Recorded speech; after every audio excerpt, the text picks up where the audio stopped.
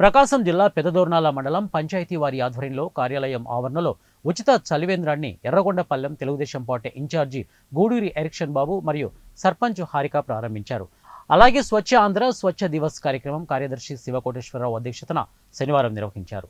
Telugu Desam party Guduri Erikshan బాబు మాట్లాడుతూ ఎండలు చాలా తీవ్రంగా ఉన్నాయని, ప్రజలు బయటకు వెళ్లే సమయంలో రుమాల వంటివి ధరించి వెళ్లాలని, పలు జాగ్రత్తలు తీసుకోవాలని ఆయన ప్రజలను కోరారు. బాగుంది ఈ సంవత్సరం. పోయిన సంవత్సరం కంటే కూడా ఈ సంవత్సరం విపరీతమైన ఎండలు. వీటన్నిటినీ ఎండల నుంచి ప్రజలను మనం ఎలా కాపాడుకోవాలి, ప్రజలకి ఏ విధమైనటువంటి మరి సూచనలు సలహాలు మనం ఇవ్వాలి, మన బాధ్యత. గ్రామ పంచాయతీ తరఫున అయితేనేమో, అదేవిధంగా ప్రభుత్వం తరఫున ప్రజలకు అనేక రకాలైనటువంటి సౌకర్యాలలో ఇది కూడా ఒకటి.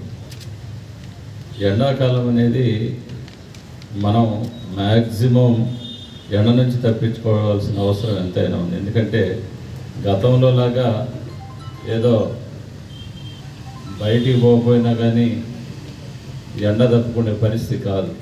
కాలాలు మారిపోయినాయి. ఈరోజు ఎండాకాలమే ఎండ రావట్లేదు, వర్షాకాలంలోనే వర్షాలు రావట్లేదు. కాలాలు మారిపోయినాయి. దానికి కారణం వాతావరణంలో వచ్చేటటువంటి మార్పులు. ప్రధానంగా మనం గతంలో